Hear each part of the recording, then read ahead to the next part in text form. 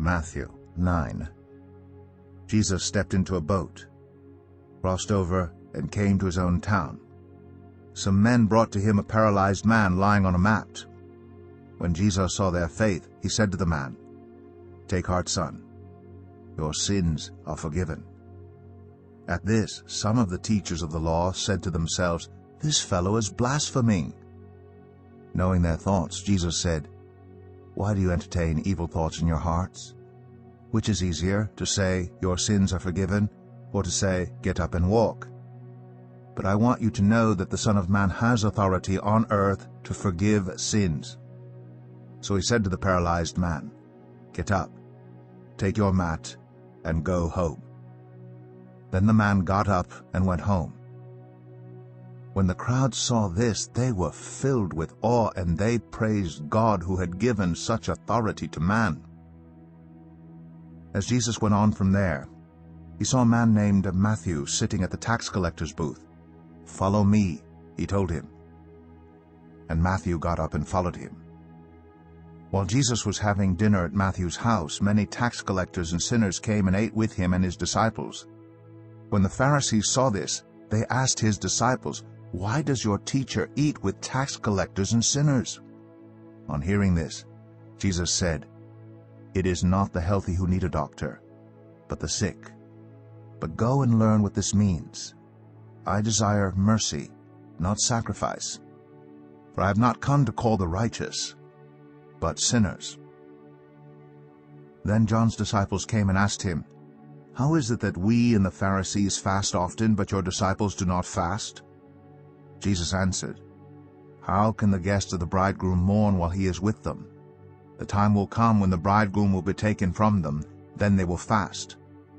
No one sews a patch of unshrunk cloth on an old garment, for the patch will pull away from the garment, making the tear worse. Neither do people pour new wine into old wineskins. If they do, the skins will burst, the wine will run out, and the wineskins will be ruined. No, they pour new wine into new wineskins, and both are preserved." While he was saying this, a synagogue leader came and knelt before him and said, "My daughter has just died, but come and put your hand on her, and she will live." Jesus got up and went with him, and so did his disciples. Just then a woman, who had been subject to bleeding for 12 years, came up behind him and touched the edge of his cloak. She said to herself, "If I only touch his cloak, I will be healed." Jesus turned and saw her. "Take heart, daughter," he said, "your faith has healed you." And the woman was healed at that moment. When Jesus entered the synagogue leader's house and saw the noisy crowd and people playing pipes, he said, "Go away, the girl is not dead, but asleep." But they laughed at him. After the crowd had been put outside, he went in and took the girl by the hand, and she got up. News of this spread through all that region. As Jesus went on from there, 2 blind men followed him, calling out, "Have mercy on us, Son of David."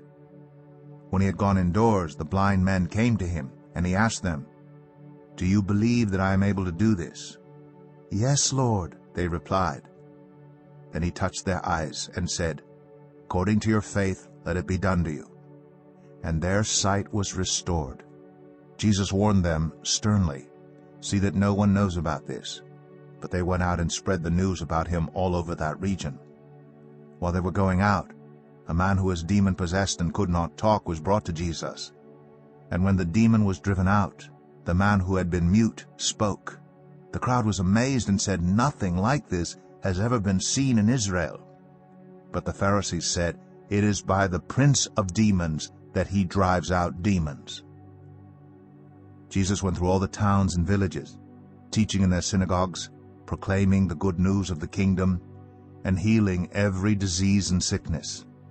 When he saw the crowds, he had compassion on them, because they were harassed and helpless, like sheep without a shepherd.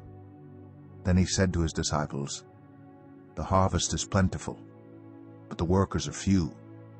Ask the Lord of the harvest, therefore, to send out workers into his harvest field."